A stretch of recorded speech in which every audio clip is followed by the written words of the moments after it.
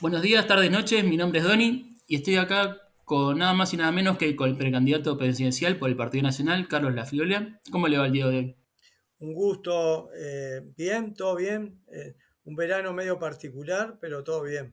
Sí, estamos hoy por lo menos con bastante calor. Sí, pero yo decía particular no tanto por el calor o frío, sino porque uno quiere descansar, pero es muy difícil. La cabeza está en modo campaña y las notas y las actividades, por más que uno quiera descansar, es muy difícil. Sí, sí, justo este verano para los precandidatos es Tal complicado. cual, tal cual. Y bueno, quería empezar con una nota que salió hace poco en los diarios, en la que el Ministerio del Interior le ofreció a todos los precandidatos presidenciales una custodia policial. No dio muchos detalles al respecto, pero tengo la información de que algunos precandidatos aceptaron en silencio, otros declinaron en silencio, pero hubieron varios que declinaron públicamente, como diciendo soy un ciudadano más, no necesito custodia, y usted fue el único que aceptó, pero públicamente. ¿A qué se debe esta necesidad?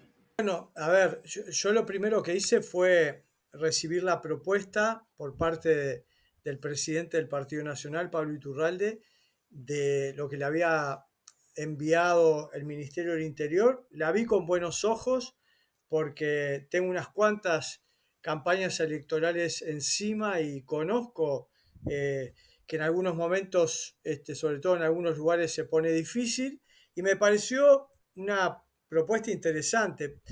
Y estaba por resolver el tema, pero bueno, vi que salieron, sobre todo vi a los que salieron públicamente, que básicamente fueron los que dijeron que no, dando argumentos como que bueno, que no querían que se destinara recursos del Ministerio del Interior para esta temática, para asistir a los precandidatos, que mejor se lo destinen a la seguridad de los ciudadanos. Me pareció un tanto demagógico decir eso porque obviamente todos queremos eso, todos queremos que haya más seguridad. Me parece que el que pueda haber durante unos meses un apoyo en seguridad para los precandidatos no mueve la aguja de los recursos, pero bueno, salieron a decir eso, fueron simpáticos al decir eso, pero después además lo dicen también desde un lugar, o sea, no aceptan la propuesta de un lugar que es muy fácil, y así lo dije en ese tuit que vos hacías referencia. Eh, Tienen choferes privados, guardia de seguridad privado, a veces tienen un chofer que hace de guardia de seguridad, en algunos casos hasta están armados, viven en Positos, en Punta Carretas, en Carrasco, así lo dije. Es decir, es muy fácil desde esa comodidad que tienen y ese resguardo que tienen salir a no aceptar esta propuesta. Pero bueno, en mi caso no es así, ni tengo chofer, ni tengo guardia de seguridad, nunca lo tuve. Este, Vivo en una zona que resiste mis ideas. Yo vivo desde hace ya cerca de 30 años en Malvin Norte. He hecho gran parte de mi vida política viviendo en esta zona y he vivido y he sufrido ataques, amenazas, insultos de todo tipo, sobre todo cuando estamos en medio de una campaña, porque obviamente mis ideas en algunos lugares no son bienvenidas. Entonces, bueno, a mí no me pareció nada mal decir que lo iba a aceptar. Lo único que estoy esperando, y ya aprovecho tu entrevista, estoy esperando que el Ministerio del Interior me reciba, porque le avisé tanto al ministro Martinelli como al subsecretario Abdala que aceptaba la propuesta, pero que me quería sentar con ellos a ver cuáles eran las condiciones. Y bueno, y todavía los estoy esperando, ¿no? Es decir, yo quiero ver cuáles son las condiciones, porque he escuchado también, después de que yo salí con este tema, he escuchado que esto tiene un costo y que el costo que tiene es un costo que inclusive es más caro que una empresa de seguridad. Bueno, si fuera así, en primer lugar, me parece que no estuvo buena la comunicación del Ministerio del Interior, porque lo que dieron a entender la ciudadanía, lo que entendió en que esto iba a ser un servicio como tantos servicios que da el Ministerio del Interior para cuidar a los ciudadanos. En este caso, a quienes estamos con mayor exposición en la vida política y que lo iban a hacer desde el lugar del Ministerio del Interior como Ministerio Público para apuntalarnos, ayudarnos, y a mí me parece bien porque es una buena señal. El Ministerio del Interior tiene que cuidar a todos los ciudadanos y tiene que cuidar también la democracia y cuidar a los representantes políticos, a los que están más expuestos y más en tiempo electoral, es parte de cuidar la democracia. Entonces, veremos qué pasa. Todavía no me han citado, todavía no me han dicho cuáles son esas condiciones. Veremos si las condiciones son aceptables. Esa aceptación que hice pública la mantendré. Si las condiciones son inaceptables, es decir, desde el punto de vista de mi bolsillo, le diré que no, pero diré de nuevo con más fuerza esto, que me parece que lo que hicieron fue vender humo. Claro, yo te iba a preguntar justo eso, ya que había pasado un tiempo, cómo era la experiencia, pero al parecer no, si no No, empezó, todavía no. pareció que, claro, y cómo era el tema de la paga, te iba a preguntar también, pero si no comenzó nada, al parecer no se aplicó. Y bueno, siguiendo con la línea de la seguridad, quería preguntarte, porque usted ha mencionado que se ha asesorado con gente cercana a Bukele en el tema de seguridad y está a favor de la mano dura contra el narcotráfico, ¿verdad? Sí, sí, a ver, en realidad ese término de mano dura que no voy a ser ni el primero ni el último en utilizarlo, no está solamente referido al tema del narcotráfico, que obviamente es el tema que más nos impacta, pues un fenómeno que tiene pocos años comparativamente con otros en el mundo de la delincuencia, la mano dura en general. A ver, yo en el periodo pasado fui el único precandidato de los precandidatos que tuvo el Partido Nacional, pero también del resto del sistema político que apoyó aquella propuesta que hizo en aquel momento el senador Larrañaga, después se convirtió en el ministro del Interior, hizo aquella propuesta Vivir sin Miedo, que era una reforma constitucional que constaba de 4 puntos. Bueno, yo respaldé esa propuesta con mi agrupación, adelante, en nuestra lista 252 juntamos firmas para que finalmente se pudiera poner a consideración de la ciudadanía. Finalmente después, por muy pocos votos no salió, pero digo, yo la mirada sobre este tema de la seguridad, una mirada eh, de que hay que no, con este tema no se puede ser blando, siempre lo digo, con el delito no se dialoga, con los delincuentes no se dialoga, se le aplica la Constitución y la ley y punto. Yo esa visión no la tengo desde ahora, la tengo de antes. En este tiempo, y más teniendo en cuenta lo que ha pasado con el tema de seguridad pública en el Uruguay, recordemos que una parte importante de nuestros argumentos para lograr ganar este gobierno, del que soy parte de coalición desde el 1 de marzo del 2020, fue el ataque a la inseguridad que había en el país, a la mala gestión que había por parte de 3 gobiernos seguidos del Frente Amplio. Bueno, ese había sido uno de los temas centrales.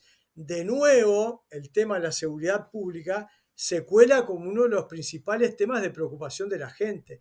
Entonces, un ministerio que arrancó con un Jorge Larrañaga, que obviamente tenía una mirada sobre este tema muy particular, una impronta muy particular, cuando él fallece es sustituido primero por Heber, ahora por Nicolás Martinelli, y obviamente las miradas y las acciones no son las mismas, por lo menos uno nota diferencias, pero lo que más me importa, más allá de los estilos y de las personas, que aclaremos que ni Heber ni Martinelli, que es del grupo del presidente de la República, la calle Pou, apoyaron la propuesta de Larrañaga de Vivir sin Miedo, todos estuvieron alineados enfrente, no apoyaron a Larrañaga, repito, fui el único en la elección pasada, siendo precandidato en mi caso, que respaldó a Larrañaga, todos los demás dirigentes le dieron la espalda.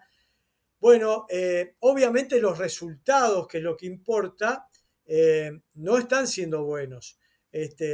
Hubo algunas mejoras, sí, hubo algunos temas que se acomodaron, sí, pero hoy podemos decir que en el Uruguay se vive con seguridad, que en el Uruguay este tema dejó de ser una preocupación para la gente, no, no, sigue siendo un tema de preocupación. Entonces, uno además de pararse sobre definiciones propias, definiciones de compañeros como la que yo recién mencionaba, la de Larrañaga, que la sigo respaldando, aquella visión del vivir sin miedo, yo la sigo respaldando. Ahora salieron a respaldar todos uno de aquellos puntos, que era el de los allanamientos nocturnos. Pero repito, eso era parte de la propuesta de Larrañaga y en aquel momento no se lo respaldó. Bueno, yo sigo parado sobre mis ideas, sobre ideas de compañeros, pero también miro para afuera. Y miro para afuera para ver si hay alguna movida en el exterior del país que pueda ayudar, que nos pueda ayudar a cambiar la pisada en este tema, a pegar un sacudón y poder mejorar la seguridad pública. Y bueno, y no tengo más remedio, como lo ha hecho mucha gente, que mirar para El Salvador, porque El Salvador era un país que obviamente está lejos del Uruguay geográficamente, pero no tan lejos porque estamos dentro de la América. Tenemos algunas cuestiones que pueden ser comunes. Este país tenía un problema vinculado a la seguridad pública y vinculado en particular al tema de las maras, de las pandillas, etcétera, del narcotráfico muy fuerte. Bueno, apareció un presidente con una idea clara, con una, si se quiere, volvemos al término mano dura, y empezó a cambiar la pisada. Y empezó a cambiar la pisada de verdad. Alcanza a ver lo que son las cifras que había antes de la asunción de Bukele, de asesinatos actuales y las que hay ahora, para darse cuenta únicamente con ese dato que la cosa cambió. Antes se hablaba de más de 4.000 asesinatos por año, hoy nos llegan a 150. Es decir, estamos hablando de una cifra que rompe los ojos, ¿no? Más de 4.000, 4.500 asesinatos por año, hoy están en menos de 150. Entonces, a ver, hay que mirar para ahí. ¿Por qué no mirar para ahí? Porque algo está haciendo el presidente La gente que Bukele. lo critica, ¿Eh? la gente que lo critica es más que nada por la parte de los derechos humanos, porque por la parte Sí, de los números no lo ha podido criticar nadie en realidad. yo he escuchado Son eso que vos totalmente decís, efectivos. Donny, he escuchado el tema de las críticas que han venido. Ha venido crítica inclusive de la ONU sobre este tema.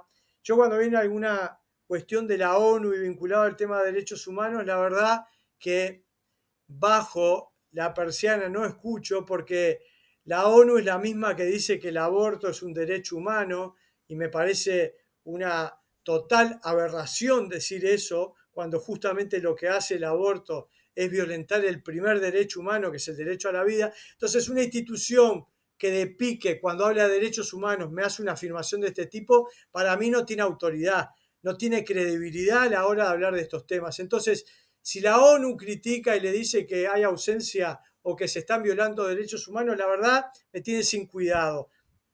Que haya habido algún otro, sobre todo en algún caso, algún gobernante con perfil de izquierda que haya criticado a Bukele, tampoco me llama la atención. A ver, yo cuando estoy pensando en un modelo como el de El Salvador, cuando estoy en comunicación con uno de sus asesores principales, Luis Contreras, que lo conozco no de este tema, lo conozco desde hace muchísimos años en los temas de defensa de la vida internacional. Me he encontrado con Luis en congresos internacionales pro vida, me he encontrado en la Asamblea General de la OEA, lo conozco de ahí, pero está muy vinculado a este tema de la seguridad y dando una mano al gobierno de El Salvador. Cuando hablo con él y cuando escucho las cosas que hacen, obviamente uno va a tomar, yo voy a aplicar como en todas las cosas en mi vida el sentido común. Voy a tomar lo que tenga que tomar y voy a desechar lo que tenga que desechar. Pero a priori, cuando hay un modelo exitoso como este, yo tengo que mirar para ahí. Tengo que mirar para ahí, porque yo quiero que en Uruguay no pase más lo que está pasando y no siga creciendo, porque en realidad todo este fenómeno nuevo, el narcotráfico, etcétera, más que un tema en el que hayamos mejorado y bajado los niveles de de inseguridad, de asesinatos, etcétera, es al revés. Cada vez la cosa se pone peor, cada vez el tema del narcotráfico está más presente en la vida pública. Entonces, yo tengo que mirar para ese lado. Y además una cosa más, el modelo Bukele, por supuesto que tiene dentro de su modelo un modelo de represión del delito muy fuerte. Y yo creo que es una de las patas, siempre lo digo, en el tema de seguridad pública, educación, prevención, disuasión del delito, pero después viene represión del delito y obviamente pasando como corresponde por juicios, como corresponde, si es el caso, prisión, y si se puede, si el delincuente lo quiere, porque hay muchos casos que no lo quieren, rehabilitación. Pero el tema de la represión es un tema que tiene que estar presente, sobre todo en sociedades donde el delito ha avanzado, donde ahí sí que se violentan los derechos humanos. La ONU que está preocupada, hay algún otro que está preocupado. A mí me preocupa que se violente el derecho humano de una chiquilina que con una bala muere o de una señora que se la destroza con violencia para robarle la cartera. A mí me preocupan esos derechos humanos que hoy están siendo violentados por la delincuencia. Es ahí donde tiene que hacerse presente el Estado, es ahí donde tiene que poner foco el que está en la actividad pública si quiere mejorar este tema. Pero no solamente el modelo Bukele toca el tema de la represión y lo ha hecho con mucha fuerza, y es lo que más se ve. También está generando alternativas, está instalando esto puede ser una novedad, está instalando en los lugares más difíciles, en los barrios y en las zonas más difíciles, un modelo que se llama el modelo Cubo, que son centros urbanos de bienestar y oportunidades, que es justamente entrar y tomar esos barrios que estaban tomados por la delincuencia, por el narcotráfico, que los tome el Estado, armar ahí un buen edificio público moderno donde darle oportunidad a niños, a jóvenes, adultos mayores, para que tengan un lugar donde estar en buenas condiciones, donde formarse desde el punto de vista educativo, también desde el punto de vista laboral, es decir, pero que también desde ahí aparezcan oportunidades, porque lo que está generando Bukele con esto es justamente sacar a esos chiquilines que si no se les da estas oportunidades, muchos pueden terminar siendo parte de esas bandas que hoy se están atacando. Entonces, no es solamente la represión, es también buscar soluciones desde el punto de vista social, y esto de los centros Cubo me parece buenísimo. Yo estoy tomando estas cosas para incorporarlas a nuestro programa de gobierno acá en el Uruguay, porque me parece que son cosas interesantes y aplicables. Repito, tomo lo que tengo que tomar de actores políticos nacionales o desde el exterior y desecho lo que tenga que desechar, porque quizás tengamos realidades distintas o porque quizás podamos tener estilos y formas de mirar las cosas distintas. Pero lo que tenga que tomar del modelo Bukele lo voy a tomar y por eso lo estoy nombrando. Una pregunta rápida de algo que mencionaste de Larrañaga, que él, entre las 4 propuestas que había presentado, una de ellas eran los allanamientos nocturnos. Eso está siendo reflotado hoy en día por Laura Raffo. ¿Usted estaría de acuerdo? Sí, sí, yo estoy totalmente de acuerdo. Era uno de los temas que incluía el vivir sin miedo. Me llama la atención, me causa gracia por eso, porque ahora se alinearon todos detrás de los allanamientos nocturnos propios, me refiero a dirigentes del Partido Nacional y de otros partidos. Cuando Larrañaga puso esta propuesta arriba de la mesa, lo combatieron. Laura Raffo representa el herrerismo y el herrerismo no lo apoyó a Larrañaga. Hoy parecería que por una cuestión política, etcétera, esto es un tema que lo toman positivamente. Bueno, obviamente intervino mucho el senador Camí, que obviamente fue mano derecha de Larrañaga, y su vinculación con Laura Raffo hace que salgan a respaldarlo. A ver, me parece bien que lo estén respaldando, pero las cosas digámoslas como son. Cuando tuvieron que respaldar a Larrañaga no lo respaldaron, lo dejaron solo. Y si no fuera por nosotros, yo fui el único precandidato, la única agrupación fuera de la DEL, que fue Alianza Nacional, que juntó firmas y que trabajó por el vivir sin miedo. El resto del partido le dio la espalda. Y otra cosa que mencionaste era acerca del aborto. Y entiendo que usted no busca erradicar la ley del aborto, sino presentar alternativas. ¿Cuáles serían esas alternativas? Bueno, en realidad, este librito que está acá, que es nuestro programa de gobierno que presentamos para la elección pasada, que sigue vigente, en este tema en particular de la defensa de la vida, dice claramente que yo quiero derogar la ley de aborto. Ese es el punto uno. Lo que pasa es que para lograr eso tiene que haber una voluntad política mayoritaria que hoy no hay. No hubo y no hay. Pero no es que yo lo haya abandonado, sigue estando. Si yo tengo voluntad política y fuerza política, por supuesto que tiraría abajo la ley de aborto y varias leyes más. La ley trans, la ley de marihuana y algunas otras. Pero como no hay voluntad política para tirar abajo, lo que hemos hecho es pararnos sobre la propia ley de interrupción voluntaria del embarazo, votada en octubre del 2012, que ya cumplió tristes 11 años, pararme sobre los únicos dos artículos donde le entra a esta terrible ley una lucecita de esperanza son el artículo 3 y el artículo 5. El artículo 3 que dice que se debe formar un equipo multidisciplinario que debe darle a esa mujer, a esa mamá que va a una clínica pública o privada diciendo que quiere llevar un aborto, darle la explicación de los pasos del aborto, pero también le tienen que decir las consecuencias del aborto y también le tienen que dar alternativas, sobre todo a mujeres que van diciendo que quieren llevar adelante un aborto por razones de índole social y económica. Bueno, eso es lo que dice el artículo 3 y eso no se cumple.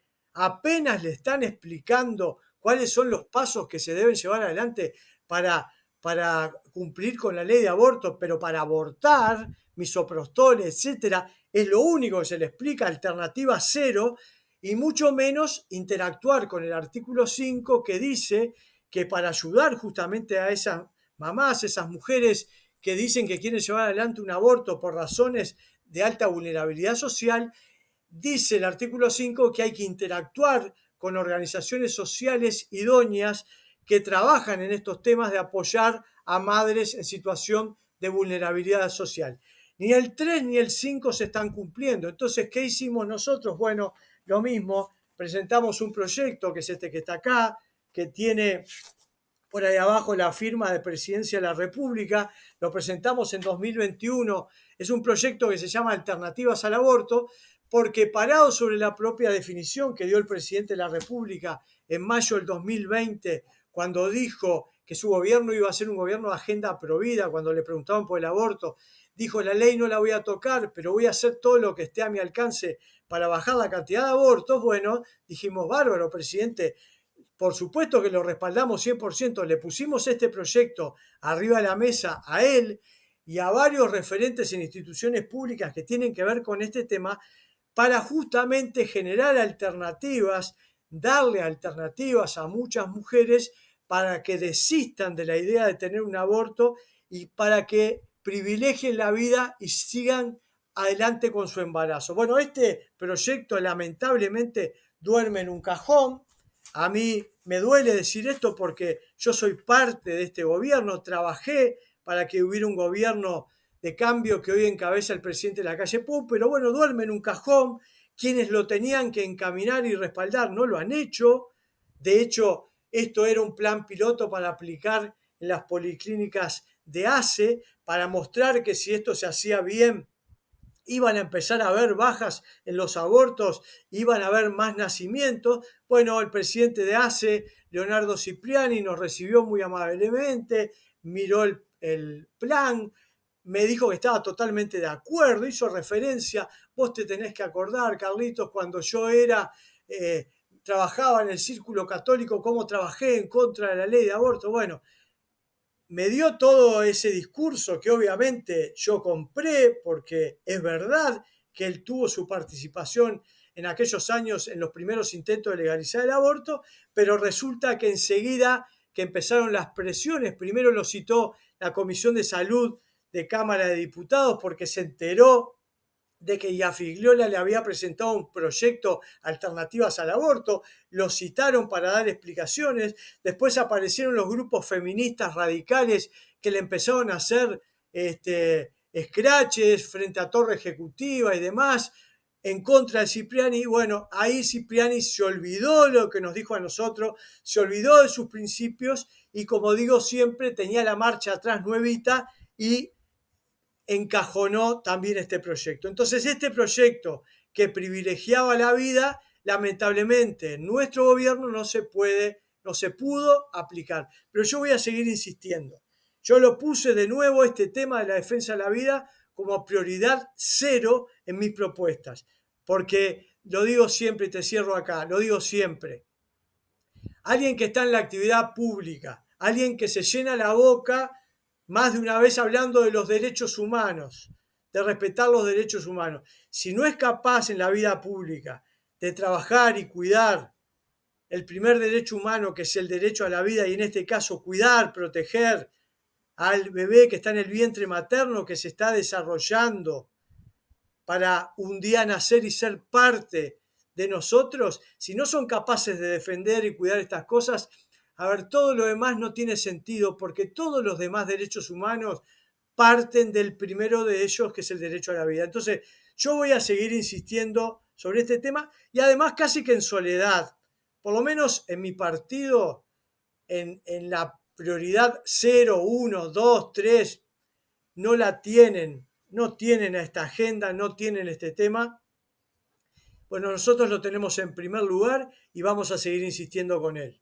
Y aproximadamente en la misma línea, hay un proyecto de ley que presentó Ope Pasquet, que fue casi calcado por el Frente Amplio con otro proyecto, que están viendo cuál de los dos sale o no sale, con respecto a la eutanasia. ¿Usted estaría a favor o en contra de la Totalmente en eutanasia en algunos contra, casos? totalmente en contra. Nosotros siempre decimos que defendemos la vida desde la concepción hasta la muerte natural. Eso nos pone en la vereda de enfrente el aborto y nos pone en la vereda de enfrente de la eutanasia. Yo recorrí en el año 2022, Doni, todos estos años siempre estuve recorriendo el país, hablando con la gente, hablando con nuestros compañeros de nuestra agrupación en todo el país. El 2022 se lo dediqué todo el año a recorrer el país a hablar de este tema que vos me preguntás. El título de mi charla era Uruguay no necesita una ley de eutanasia, necesita una ley de cuidados paliativos. Y lo sigo sosteniendo. La ley de cuidados paliativos, por suerte, se aprobó en el Parlamento este año pasado, en el 2023. Pero, pero la ley de eutanasia tiene media sanción. Aparentemente esta ley no va a ser aprobada en este periodo, no habría voluntad política. Pero siempre digo lo mismo.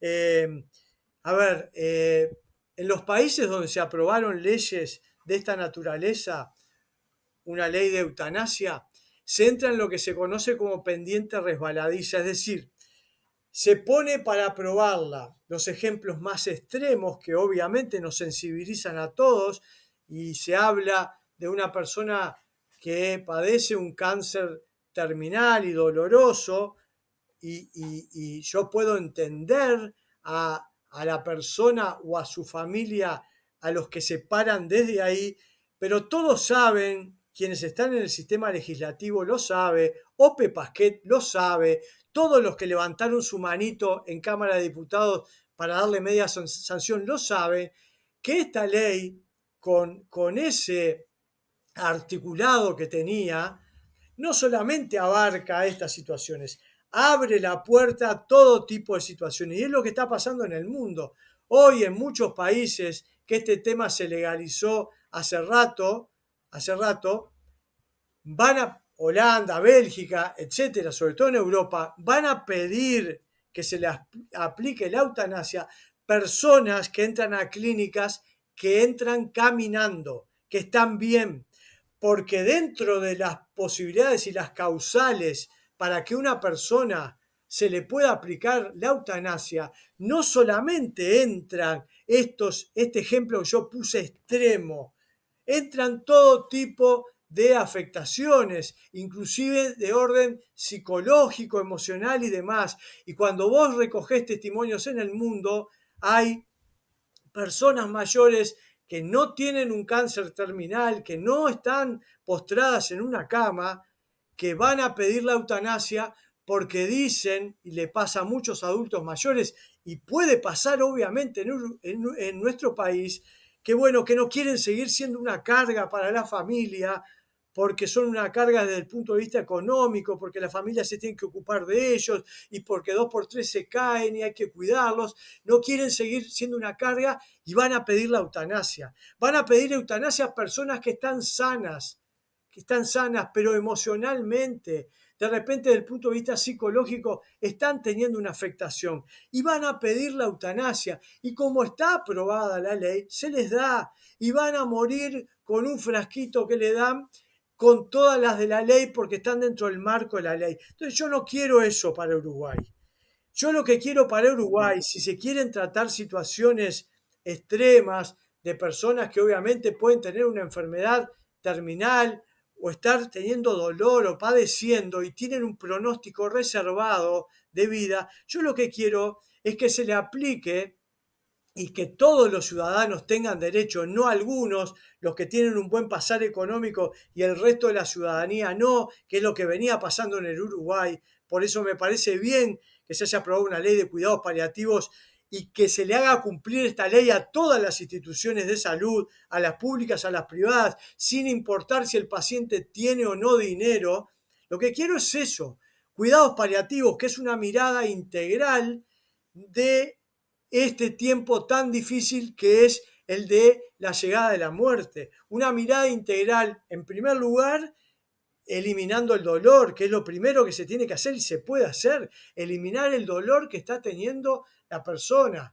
En segundo lugar, darle todo el apoyo que necesita desde el punto de vista psicológico, de atención emocional, no solamente ese apoyo al paciente, sino también a la familia, que la familia también sufre y padece con su familiar lo que él está viviendo. Entonces, esa mirada integral que también puede tener, ¿por qué no?, en algunos casos, apoyo espiritual, porque vaya si muchas personas necesitan también que en este tiempo tan difícil, estamos hablando de personas que en muchos casos pueden haber recibido un pronóstico dado por un facultativo de una vida corta.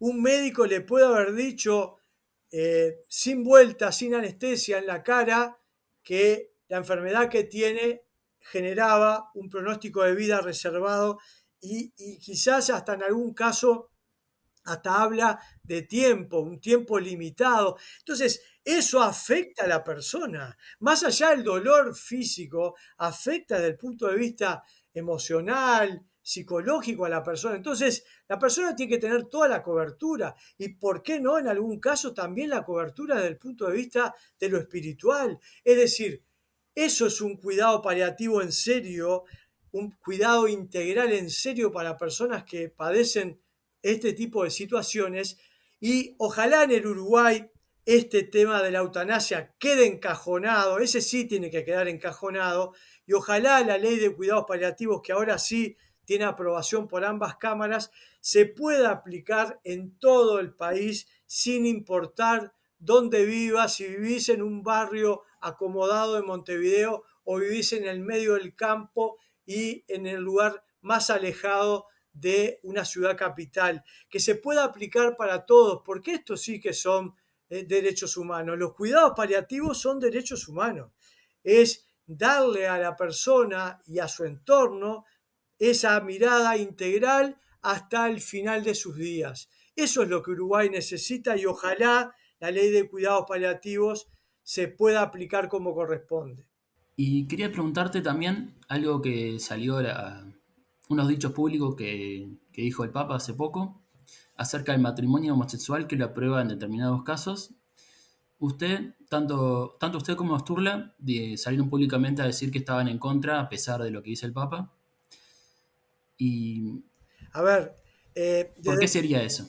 desde el punto de vista de lo que primero esbozó, dijo el Papa Francisco respecto a la autorización a darle la bendición a parejas del mismo sexo, es lo primero que me llamó la atención es que ¿por qué hacerlos? No había ninguna necesidad, porque la Iglesia siempre ha abierto sus manos a todos, sus brazos bien abiertos a todos, sin distinción de ningún tipo, nunca lo hizo, sin distinción de ningún tipo, y le ha dado la bendición un papa, un cardenal o un sacerdote a todo el mundo, si no le pregunta el sacerdote, el cardenal o el papa su condición sexual.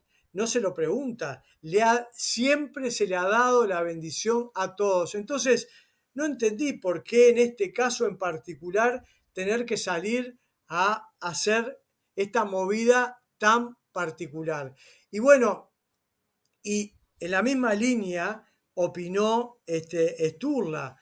Coincidimos y me alegra porque en algunas cosas últimamente habíamos no coincidido. Por ejemplo, cuando yo llevé adelante la ley trans, él no apoyó esa campaña esa campaña que llevé adelante para derogar la ley trans. El hoy cardenal Daniel Sturla no acompañó nuestra movida de recolectar firmas para que después el pueblo decidiera y tirara abajo la ley trans. Pero en esta yo tengo que darle la derecha a Sturla. Me parece que no tenía ninguna necesidad el Papa en hacer una cosa de este tipo, porque cuando se habla de estos temas y cuando se habla de la palabra matrimonio y demás, hay que tener mucho cuidado de dónde viene el término matrimonio y demás. Y todos sabemos que viene de la naturaleza humana, del orden natural, de la ley natural, y es de la unión de un hombre y una mujer. Pero bueno, a ver, es un tema que la Iglesia va a tener que dirimir. Yo soy apenas un simple laico fiel de la Iglesia Católica y tome la decisión que tome la Iglesia Católica respecto a este tema o a otros que históricamente ha tomado, yo no estoy en la Iglesia porque siga al Papa o siga un cardenal, en este caso Sturla. Yo estoy en la Iglesia Católica porque es ahí donde encuentro mi fe, es ahí donde descubro a Jesucristo y es donde me siento cómodo desde el punto de vista de mi fe. Pero bueno, habrá cosas, hubo cosas, hay cosas y habrá cosas en las que no coincido cuando se toman algunas definiciones. Pero bueno, entiendo en este caso que no había ni siquiera necesidad de hacer eso, pero bueno, el Papa entendió que había que hacerlo y bueno, yo lo respeto, no lo comparto, pero obviamente lo respeto. Y pasando a otro tema, en cuanto al tema de educación, se han hecho bastantes cambios, pero llama la atención que hay un cambio que algunos han prometido, que no se aplicó, que se ha aplicado en algunos países de Europa, por ejemplo, que es prohibir el lenguaje inclusivo en la educación pública. Se ve mucho en escuelas y liceos públicos que se usa y a veces hasta se estimula, inclusive de parte de maestras y profesoras que escriben con lenguaje inclusivo. Hay gente que ha dicho que lo iba a derogar y cosas por el estilo, pero al final no terminó sucediendo. A ¿Usted ver, lo terminaría aboliendo o lo dejaría como está? no, primero, yo cuando miro el tema de la educación lo miro en su conjunto. Tengo muchas cosas para decir que están acá, pero que las seguimos diciendo en nuestro programa de gobierno sobre el tema de educación. Respaldo la transformación educativa en términos generales que se ha llevado adelante en este gobierno, la respaldo muchos de los temas que se han llevado adelante, el darle mayor autonomía a los centros de educación para que según sus realidades puedan desde la dirección y con el cuerpo docente tomar las mejores decisiones para ese lugar en particular. Respaldo muchas de las cosas que se han llevado adelante a nivel educativo y sobre todo que están en este proyecto de transformación educativa. Obviamente que todavía queda mucha cosa por hacer. Yo te voy a nombrar tres. Lo del lenguaje inclusivo no lo comparto, no lo comparto. Me parece un verdadero disparate, me parece un verdadero disparate en muchas áreas, no solamente a nivel educativo, que se esté con este tema y que a veces hasta se te mire mal si vos no utilizás el, el, el, el término que tenés que utilizar de acuerdo a los tiempos modernos. Me parece un disparate, me parece un disparate, como ya me pareció un disparate tener que decir, este, eh, nombrar, cuando vas a nombrar algo, a el terminado en O y el terminado en A para que queden todos conformes, hombres y mujeres. Yo a los niños les sigo llamando niños y para mí niños son todos y no tengo esa historia de tener que decir niños, niñas.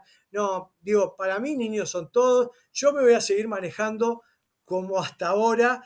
Veo que, como en muchos otros temas, vienen estas nuevas tendencias, ideologías y aparecen los funcionarios políticos políticamente correctos y que le hacen guiñada a todas estas cosas, entonces quieren corregir desde por ahí. Me parece que hay muchas otras cosas más importantes para corregir que estas cuestiones. O sea que todo este asunto del lenguaje inclusivo y demás no lo comparto. No me parece que sea un tema necesario ni que complique, no complicaba. Me parece que esto sí puede complicar porque si no llegas a decir el término correcto, por ahí te están tildando de que discriminás, etcétera, etcétera. Entonces, es generar un enfrentamiento en la sociedad, bueno, que es parte de la visión de estas nuevas ideologías, generar enfrentamientos en la sociedad. Y uno de ellos es entre el hombre y la mujer. Antes era la lucha de clases y había que profundizarla, ahora es la lucha de géneros, dicen ellos, hombre o mujer contra hombre, es parte de, y en este tema va a pasar algo parecido, aquellos que no nombremos las cosas como ellos quieren que se nombren, se nos va a tildar de discriminadores y demás.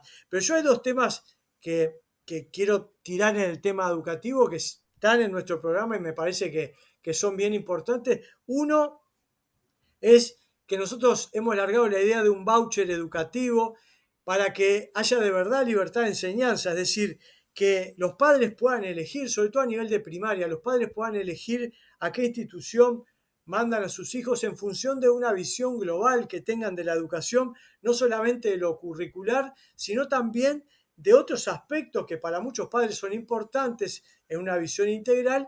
Y bueno, y quizás hoy no pueden mandar a sus hijos a esa institución porque es una institución privada, hay que pagar un dinero, no tienen el dinero. Bueno, entonces, hoy no hay libertad de enseñanza. Hoy algunos pueden mandar a sus hijos a donde quieren y otros no. Entonces, me parece que esta idea de un voucher educativo, sobre todo dándoselo a familias que tengan dificultades de orden económico, obviamente hay que hacer todo un estudio y demás, un voucher que puedan dar en el entorno de los $200 y un plan piloto inicialmente para unos 10.000 estudiantes, me parece que sería una buena cosa como para tratar de nivelar y bueno, que el padre decida dónde quiere que vaya su hijo. No significa esto que van a pasarse todos a las instituciones privadas. No es así, no es así. Muchos van a seguir optando por la institución pública porque sienten que es donde se formaron. Yo de hecho me formé en la educación pública. Me formé en la educación pública.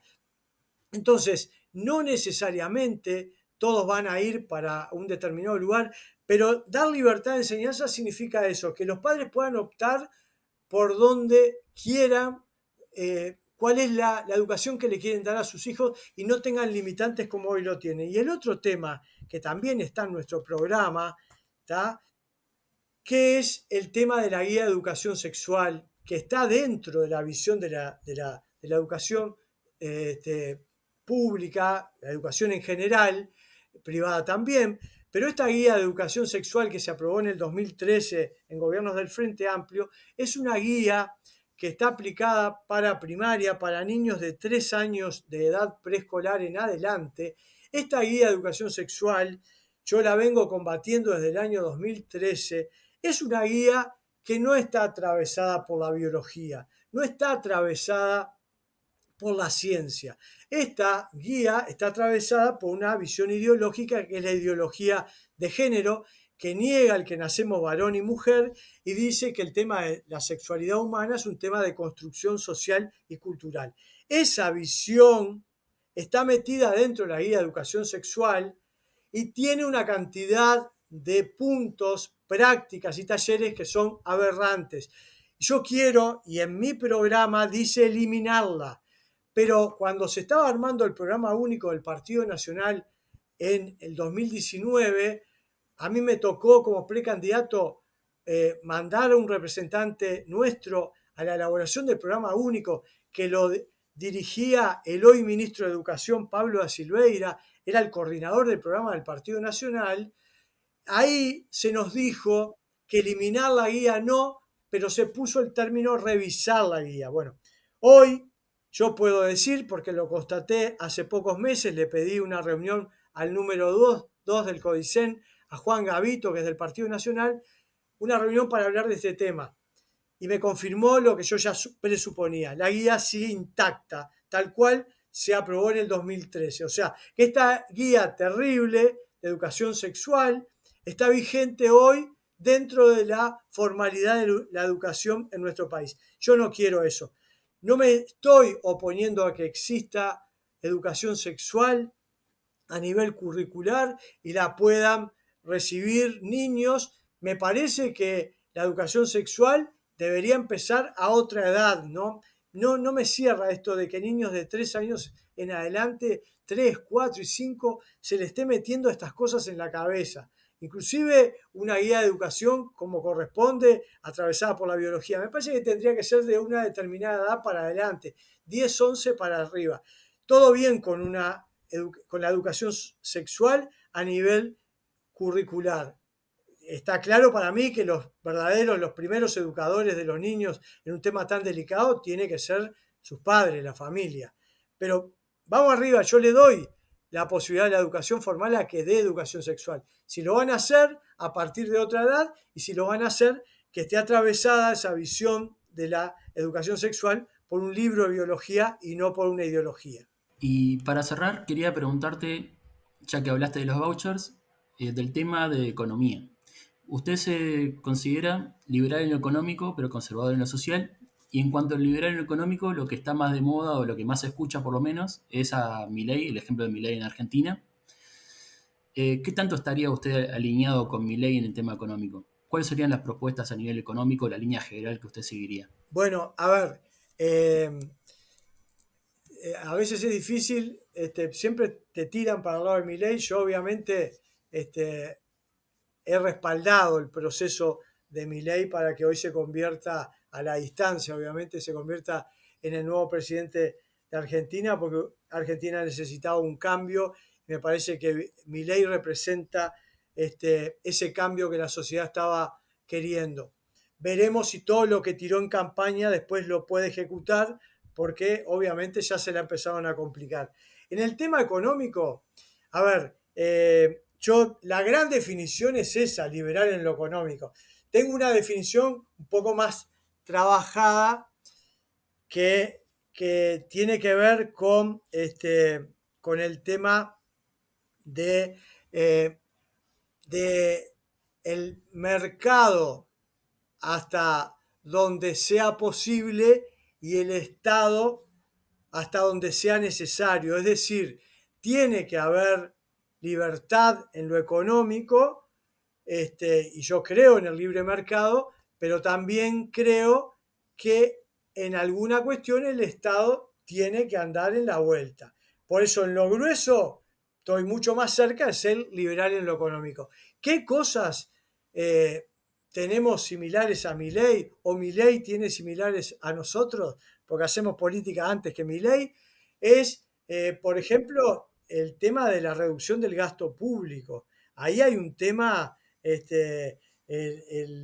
la baja del déficit fiscal, es decir, hay elementos donde obviamente hay que meter tijera y fuerte. El gasto público es un Te voy a poner un elemento. ejemplo que voy a poner un ejemplo de algo que pasó en este gobierno, que se prometió una baja de gasto público, pero se creó un nuevo ministerio, inclusive se está hablando de crear otro nuevo ministerio. El Ministerio de Ambiente se creó y se está hablando de crear el Ministerio de Justicia. ¿Usted estaría a favor de bajar la cantidad de ministerios, por ejemplo? eh, no vengo por ese lado. No vengo por ese lado. No sé si es un tema de cantidad de ministerios el problema que tiene Uruguay. Argentina verá. Yo no he propuesto bajar ningún ministerio, no está en mi programa. Sí propuse crear un ministerio, que es el que se creó, el Ministerio de Ambiente, porque entiendo que es un tema cada vez más relevante en la vida de las sociedades. No viene por bajar la cantidad, pero sí por ordenar el gasto público, sí por controlar una propuesta que también está, perdona que te lo muestre un montón de veces en nuestro programa, el que lo quiera ver está en adelanteyafiliola.com, ahí van a encontrar nuestro programa, pero además todas las actividades nuestras. Nosotros proponemos la creación de un ombudsman fiscal, es decir, alguien que con la venia parlamentaria, no dependiente obviamente del gobierno, sí con venia parlamentaria, como tiene hoy el comisionado carcelario. Petit es una figura que tiene el respaldo del Parlamento y que puede, en este caso en las cárceles, controlar, inclusive controlar lo que está haciendo el Ministerio del Interior. En este caso, un ombudsman fiscal que justamente cuide lo que se gasta, cómo se gasta, quién lo gasta, porque también cuida al contribuyente, tiene que controlar a la Dirección General Impositiva, porque cuando hablo del ombudsman fiscal no es solamente una figura, ¿no? Es un equipo, pero el nombre es defensor del pueblo fiscal, porque hay una cantidad de impuestos que seguramente mucha gente está pagando y no debiera pagar. Ahí también hay que meter mirada y una mirada bien fina. Y en el tema del recorte del gasto público, repito, no pasa para mí por la cantidad de ministerios, pasa por analizar todas las cuestiones que se llevan adelante del Estado y que no necesariamente todas ellas las tiene que hacer el Estado o no necesariamente se tiene que gastar lo que se gasta desde el Estado. Por ejemplo, que una institución pública, empresas públicas, que en algunos temas son monopólicas, hagan publicidad, no le encuentro ningún sentido. Que gasten dinero en publicidad no le encuentro ningún sentido. Y hay instituciones públicas que son monopólicas en el servicio que dan en el Uruguay y tienen publicidad con lo que sabemos que cuesta la publicidad. No tiene ningún sentido. Que se gasten dineros públicos en políticas, en algunas instituciones que van de la mano de esta visión ideológica que yo relataba hace un rato, como por ejemplo de este neomarxismo, la ideología de género y demás, gastar plata en el Estado, en algunas instituciones con visión ideológica, pero por supuesto que todo eso hay que sacarlo. Yo metería recorte fuerte dentro del MIDES en lo que es InMujeres. Se ha llevado adelante ahí una cantidad de talleres o casualidad, muchos convenios con ONGs que son las que protagonizan estas cuestiones de, bueno, marchas en favor de la mujer, son las que gritan los epítetos más gruesos y los insultos más gruesos contra los hombres, contra la iglesia y demás. Son esas mismas mujeres que marchan las que después hacen convenios y reciben dinero del Estado. Es una cosa media rara, ¿no? Entonces yo ahí metería lupa y todo lo que tenga que recortar lo recorto. De hecho, el Tribunal de Cuentas, y yo creo que a estas instituciones, el Tribunal de Cuentas, entre otros, hay que darle más apoyo, ha observado gastos de estos lugares y no se les ha dado bolilla. Pero yo ahí metería, y una propuesta más que lejos está de ser una propuesta demagógica. Yo creo que desde el sistema político se tienen que dar señales. El sistema político es el primero que cuando asume, toma un gobierno o una repartición, habla de que hay que hacer ajustes en algunas cosas y demás, pero los primeros ajustes le tienen que llegar al sistema político. Entonces yo hablo de una reducción del 25% de los salarios de todos los cargos de primer nivel del Estado, del gobierno, presidente, vice, senadores, diputados, directores, ministros, es decir, de pique un 25% de rebaja salarial. Algunos dicen, bueno, pero eso en el presupuesto general capaz que tiene un impacto bajo. No me importa, no me importa. Son señales para mostrar a la ciudadanía que si estamos en tiempos de ajustar, achicar, rebajar o lo que sea, que eso nos llega a todos y no hay nadie que tenga coronita. Entonces, también propongo en mi programa esa reducción del 25% del salario a todos los cargos de primer nivel. Y bueno, si vieron el video hasta acá, espero que le den me gusta, que se suscriban si están interesados y también que sigan a Carlos en todas sus redes, que ¿cuáles serían? Y bueno, estamos en Twitter, ahora X, es @ciafigliola. Estamos también Adelante Uy, que es nuestra agrupación. Estamos en Facebook de la misma manera, con Carlos Iafigliola y también Adelante Uy. Estamos en Instagram. Y bueno, lo que decía hoy, el adelanteiafigliola.com, en nuestra web pueden encontrar no solamente en nuestro programa de gobierno, sino en nuestras acciones, las que hemos hecho, las que estamos haciendo y las que vamos a hacer. Y está bueno para aquel que quiera interiorizarse un poco más de nosotros, y además tiene a través de obviamente la web, pero también de las redes sociales, posibilidad de conectarse con nosotros, de mandarnos mensajes, de mostrar interés. Ha pasado esto, Doni, siempre que tengo oportunidad de salir en notas de distinto tipo, aparecen personas que quieren acompañarnos, que están de acuerdo con alguna cosa que hemos propuesto, que decimos. Bueno, así que nosotros abiertos a recibir compañeros, obviamente, que estén alineados, y eso lo pueden ver en nuestra web, a nuestros principios, a nuestros valores centrales.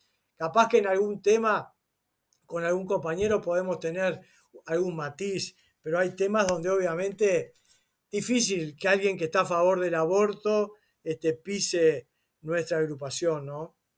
Difícil. Por eso hay temas que están en nuestro ADN, por algo somos defensores, lo dicen todos lados, de la vida y la familia.